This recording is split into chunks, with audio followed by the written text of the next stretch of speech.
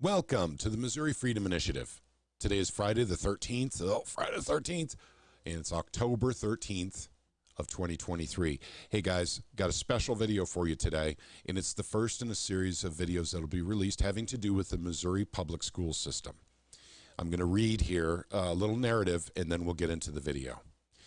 This video is a departure from the standard videos that we make, but it's the first of many videos we will release having to do with Missouri public schools, the Missouri State School Board, and the monetary framework for the Missouri public school system. So that's what this is about. Keep in mind, it's about the entire public school system in the state of Missouri, but it's a national problem, and we'll get into that in a second.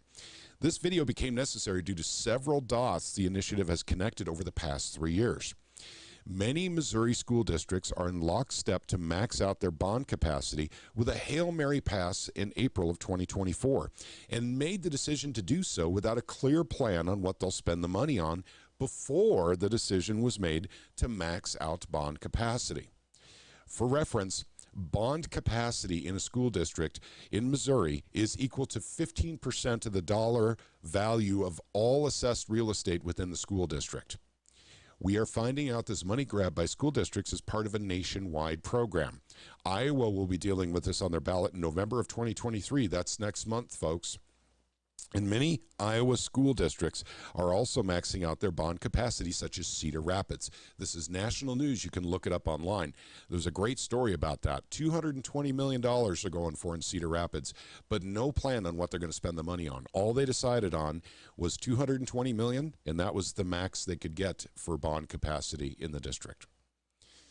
So most schools will try and pass these bonds with deceptive language on the ballot in April. The deceptive language is specifically no tax increase bond issue. We've dealt with this before, and it's not true. This is very deceptive language. We'll have another video about that out sometime soon as well. The truth is, all economic indicators are flashing warning signs. The United States may be heading into a massive recession very soon if we're not already in it. Sometimes it takes up to 6 months before we get the data and we know we're in a recession. This is not a good time to fleece the homeowners in the United States under the guise of supporting your local school district. We Americans are having to tighten our financial belts. Government must learn to do the same thing in enabling the Missouri schools to continue funding when attendance is decreasing. I'll get into that in a second. And standardized test scores are in the doldrums and people have less money is simply unethical. It's an unethical thing to do at this point in time. Unraveling the enigma that is your school district's finance and debt is something that is missing from most school districts.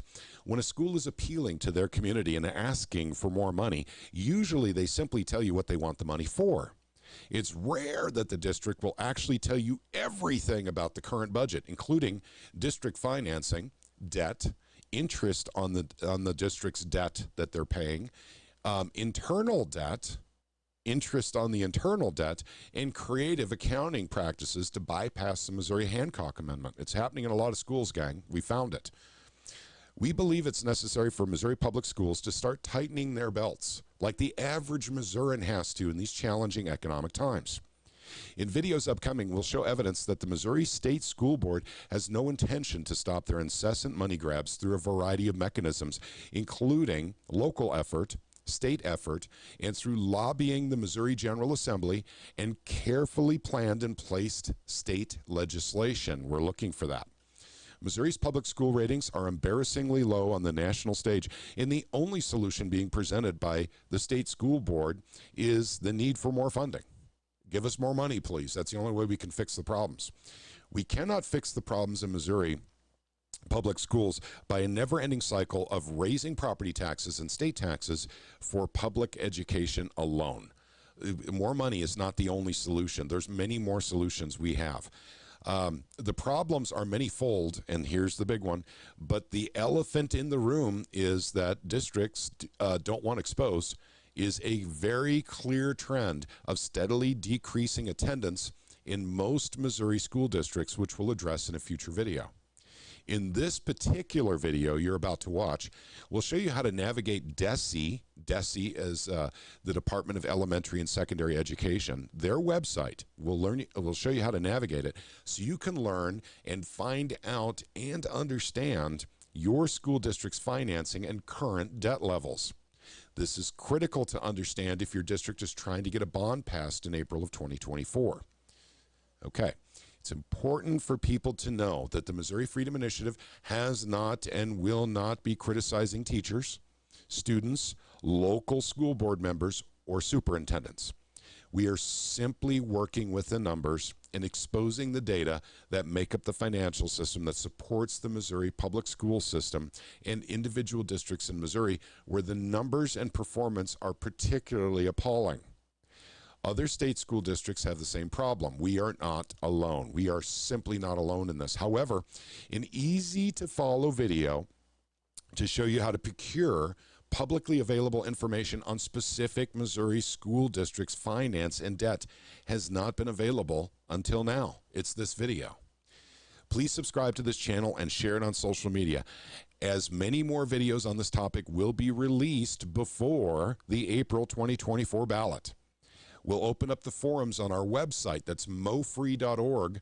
We'll open up the forums on our website to deal with this issue for Missouri as well as nationally soon, because no one else is carrying this data that we can find right now about this maxing out of bonding capacity in school districts across America.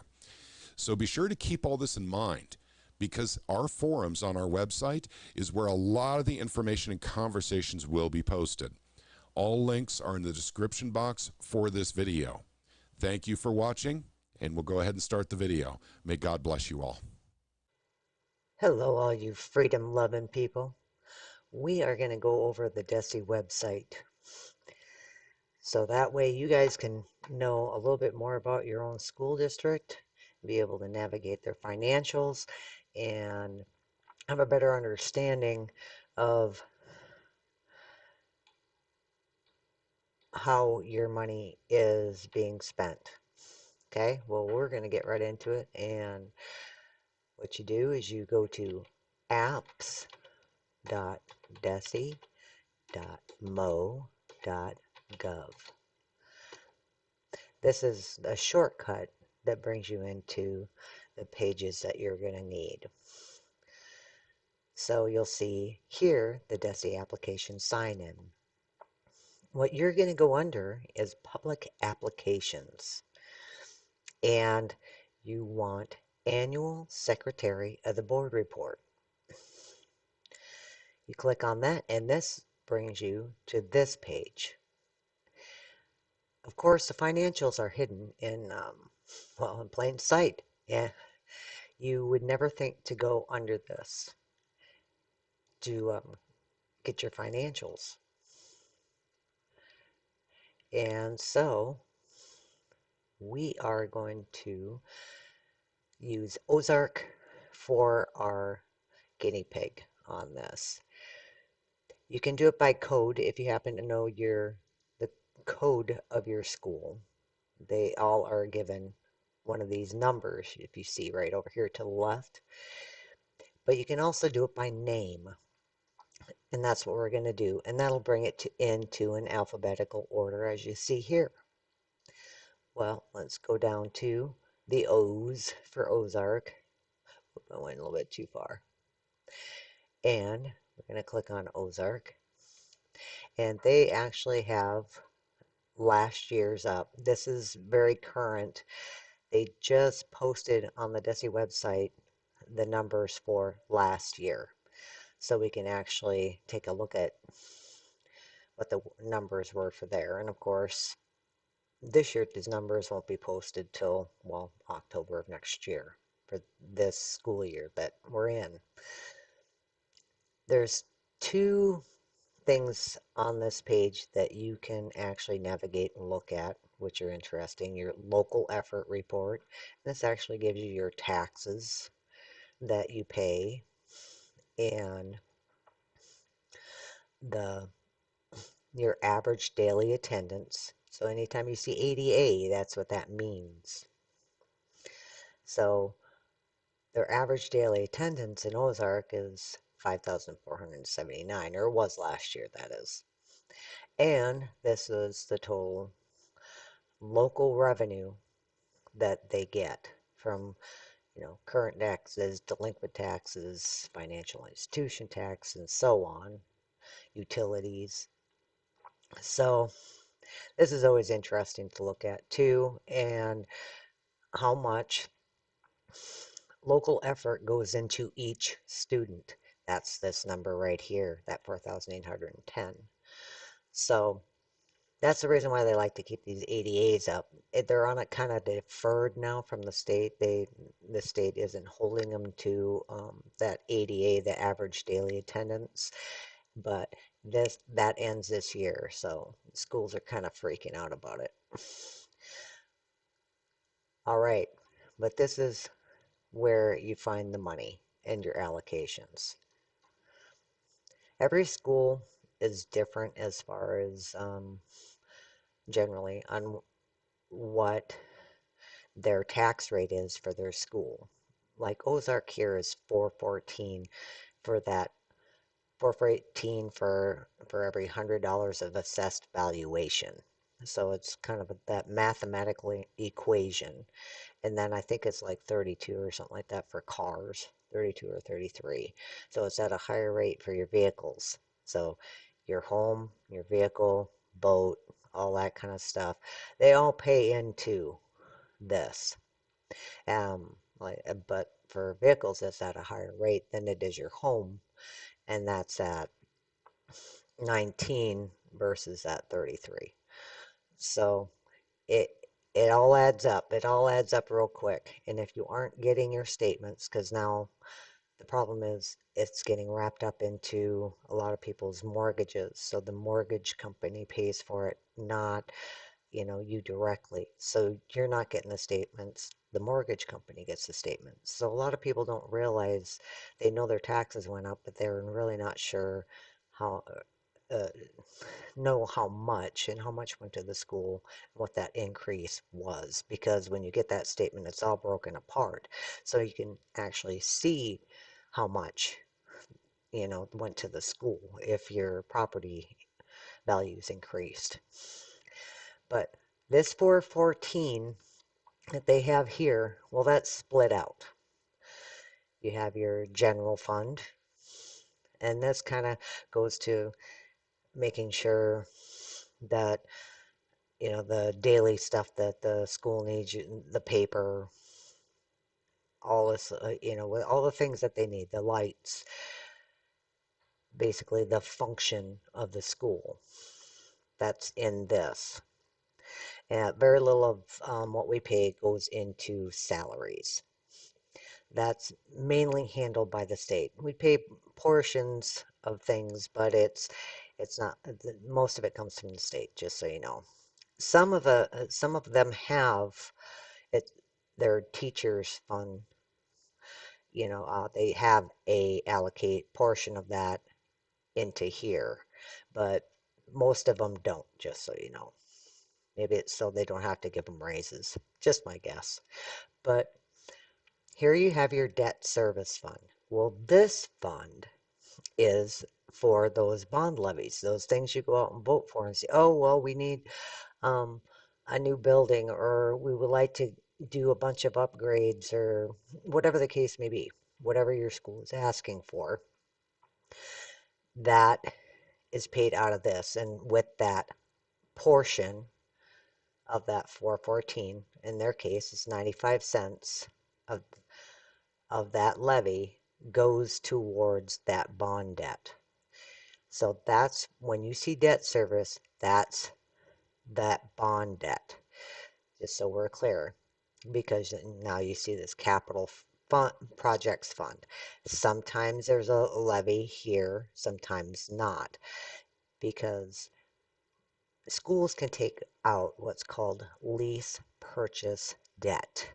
Now, this is what I call internal debt. It's it's like bond debt, only they take it out and it's levied against the school. So they if they can get away with having it be on your home versus the school, if they can get away with that, they prefer to do that. But they can do that in the millions of dollars. They can put that towards, say, a new parking lot. They could, if they don't have the funds, the additional funds to do so, they can put that towards a heating and air or upgrades or anything else that they want to do because they can take millions out in lease purchase debt. But what that does is now it puts a little bit more financial strain on that operations, right? So this is another one that sometimes when you get large tax increases as far as your home is worth a lot more. Well, this is where they can take advantage of a loophole if this is an open account. And what they'll do is they'll move part of that allocation. Say you see this 318 here. They'll be like, oh, well, we had to take out lease purchase because we wanted to buy this big expensive thing. And now we got to pay that money. And so we got all this extra tax revenue and it went over that 5%, which is what they're supposed to only take. Well, I shouldn't say only, it's a lot. But if you get a large increase as far as your home's worth a lot more, and they're supposed to cap it at they're not supposed to take anything more than the up to 5%. Well, they've got a loophole now, well, since 1987, thereabouts, where they can get around that. And what they'll do, that excess, because they can't put it all in here, that 5%, anything over that 5% increase cannot go into this fund. So they'll go shove it into debt service. Say this 95 cents could now be $1, but now they will reduce this to 313. And so you see how that works. Now the debt service is going to be, say, at $1, and then this will get reduced for their operational fund. That's basically what this is. This general fund is an operational fund. And so that way they can skirt that. And then say there was an 8% increase. Well, then they can keep the whole 8%. They're still going to get more revenue coming into this, but they got to move the excess into this debt service. Or, like I said, and sometimes they have yet another fund open here. Well, this is what I call basically the overflow.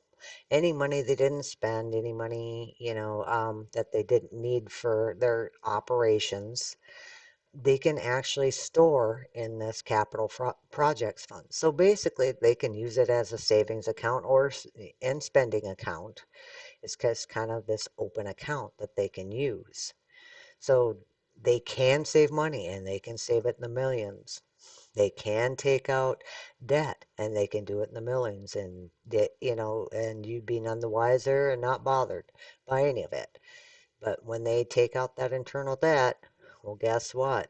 Then they got to make sure they tighten the belt enough over here in their operations to make sure that they can make those payments.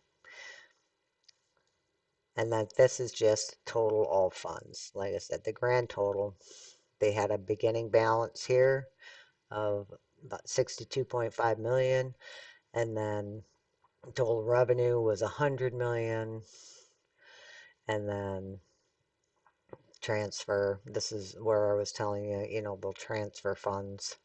That's there for the teachers and stuff.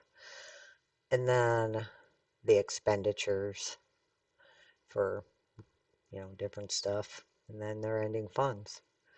And then they've got some restricted funds. This capital projects fund, this restriction, this was a bond levy that they approved, I'm sure, and that's for the building projects that they're doing right now to expand the school. So as you see here, that bond proceeds, that when it did the capital project, so they can use that money to pay the contractors. Okay, I know you see here that it says 15. Yes, there's 15 pages, but it's this first page and the last page that is going to get you the most consideration. And something else I want to point out, this is just the last year, um, that you can actually go and look up any year for over 20 years of data. If I want to go in 2000, 2001, I can look at data all the way back then and see how much they were getting in revenue. And then, but that far back, they didn't even show the allocation of that levy. So they show more details than they used to. But you can go back and look and say, like local effort, even. You can see what the local effort was back then. Okay, it was 5.5 million in local effort. And that was in 2000, 5.5 million versus the local effort today is 21 million. So as you see, a little more local effort, over the last 20 years.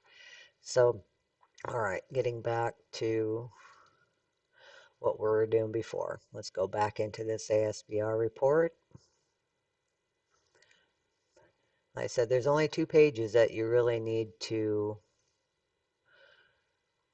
look at, and that's your first page and understanding what each one of this is your operations, what they're using in operations. This is what your debt service fund is, your bond debt. Capital projects fund, think of that as a savings account, or just to do their repairs, or an overflow fund that they can put money into. And then that's your grand total of all funds, and that's your grand total of your levy. So when I say when they're moving money from one account to another, this is what I mean. That portion of this, like I said, they can go and they can drop this down to like 313, and then this could be $1, but then that still adds up to that 414. And make no mistake, if they're getting more funds, the amount of money is still increasing in their operations. So, okay, we're going to go to, it's always the second to last page. So in this case, it's number 14 because there's 15 pages. So we're just going to enter 14. Now that will bring us to our obligation bonds. And the beginning balance, the amount borrowed, because they did a refinance. And this is the amount that was repaid. So again, refinance. And then, so the year-end balance of that was 86 million, where the beginning was 91.8. And this shows your interest that was paid on that bond debt. Now we have lease purchase debt. Remember when I was telling you about internal debt? That's this here. That's that lease purchase debt. And this is what they repaid of that 10 million. So that brought it down to 9.5 million. And this is the interest that was paid on that. And this is the breakdown of all the bonds and refunding bonds, in other words, like a refinance or things of those nature. And and you'll notice sometimes it's zero. That's because sometimes there's bonds that are actually deferred 10 years out, 10 years out before they even start making payments. Talk about, putting the community in future debt. This is putting your children in future debt. Um, so if it's for the children, I guess it's for their future debt. So it makes it a little more difficult to buy a home. Okay. And this is the breakdown of that lease purchase debt and when it was taken out. There was one done in 2007. They did a refinance in 2015. And then it was originally for 4.4 million. That's what original principal means. And then you have the beginning balance of the year. So they had paid it down to 1.915 million. They didn't borrow anything, of course. And then this is what was repaid. And then the balance at the end of the year was 1.56 million. So, and that was the interest that was paid, that 69 million. Okay, then we got the 2021. That was the original principal. That was in other words, the original amount. And then the 8.2 million was the beginning balance at the beginning of the year, and the amount repaid, and so on. So as you see, and it's the same thing up here, they'll pay different amounts for different bonds. Now there is a way to get a better view of what each one of these bonds, either in a refinance or in, say, when it was originated, and that's at your Missouri State Auditor. So go to Missouri State Auditor. I just put it in that because it just defaults right there to Missouri State Auditor's Office. And you'll see Scott Fitzpatrick there. That's their home page. Well, if you hover around reports, you'll see bond registration. Now, and this is something you gotta make sure that you do here, is you want the dates between what time and what time. So, or what year, not what time. But anyway, we'll do 2010. And I'm just gonna type in Ozark. Now some schools do have theirs at, called by a county. Some are called by the town. So, because this gets real picky on how you put stuff in. So sometimes I just make it a little more generic. So as you see, this was a refinance. I already looked that up. This wasn't,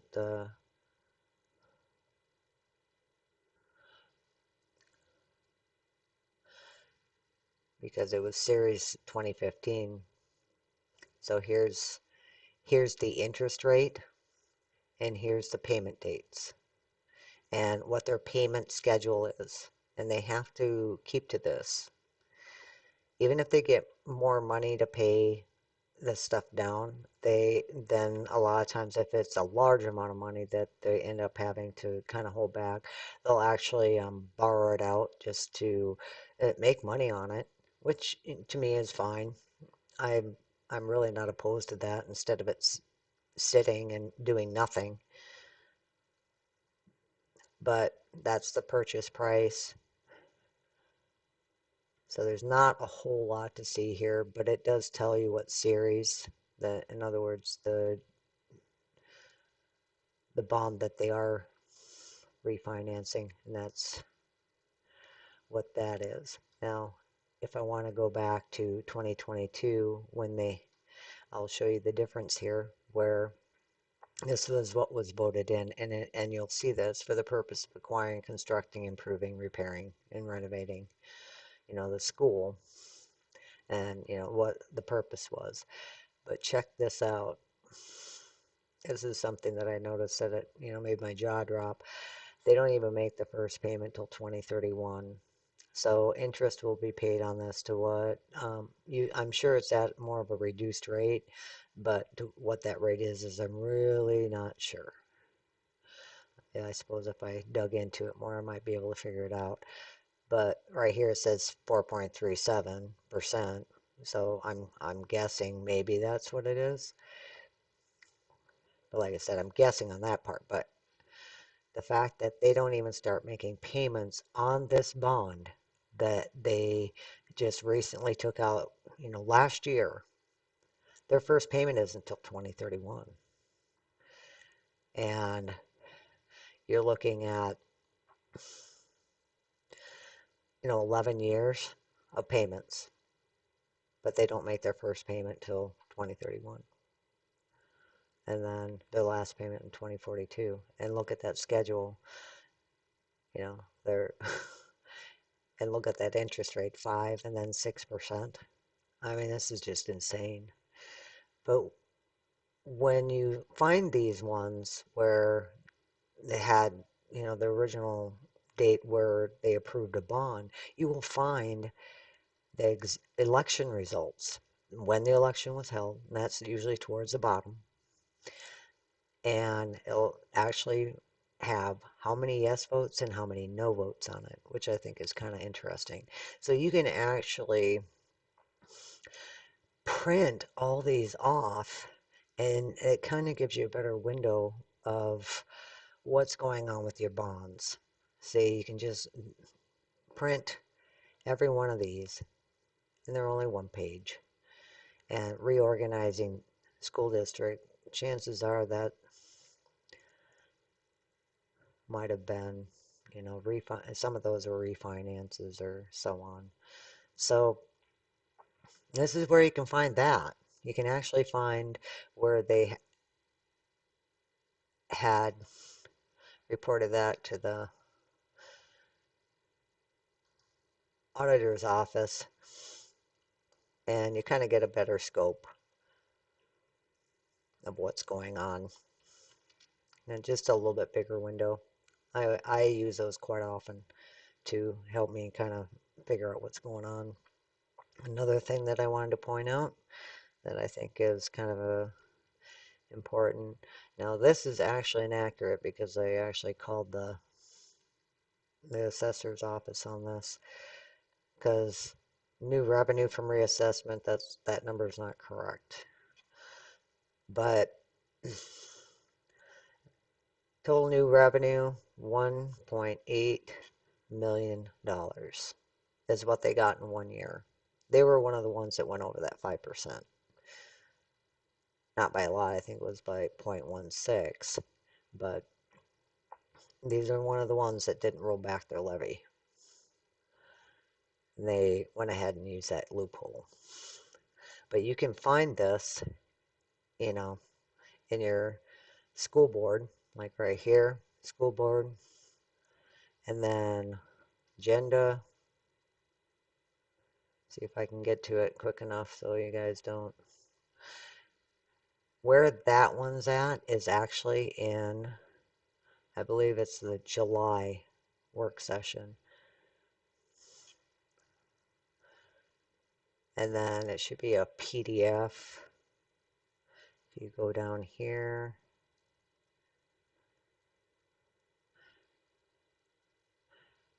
saying the tax rate presentation, and then you see this PDF, Ozark tax rate. And so that's where I found that. So it's still there. And here's the other part of that. See the increase in CPI, 6.5. There's a lot of things that they don't have to take into account. I think new construction is one of them. and they had a lot of new construction. And they don't even have to include that in their increase. But yeah, they had a pretty nice increase too. Total percent increase was 8.46, but because of, different things that they don't even have to account for, they get to keep all the money, and they're just one of many that like, oh, we need more money, we need more money. So it's pretty disgusting. But as you see, this was that July 25th work session board meeting. I suggest that you save this somehow or print it if you happen to be in the Ozark area. All schools have this. It should be in your board notes somewhere in a PDF form so you can actually see how much more they collected in tax revenue. These things are important, and you should have your own folder or something to be able to, you know, um, keep track of the stuff, and along with your taxes, see the increases, because when they're talking, when if your school is happening to go for a no tax increase bond issue, well, no, that's not a no tax increase bond issue. You've been paying increases in taxes not only on your home but your car. And also it lengthens that debt that you're already paying. That is an extra debt. Bond debt, these bond levy proposals, that's an extra debt, an extra tax debt on your home. That's why you have to vote on it. And if people would be a little more conservative in what they're allowing the schools to do, you can actually start working towards a lower levy, or just getting rid of that altogether, because what that does, it's another open account that they can shove those, with the excess tax increases, they can actually shove that into another open account. That's why I say bonds are dangerous for the homeowner. And everybody wants to throw everybody under the bus. They go, oh, well, that's the assessor. That's, the state. Well, the state makes us do it. And then, of course, the teachers go, well, no, that's, the assessor. We don't dictate that. Well, their responsibility is that of the portion they take, and they need to be held accountable to that portion.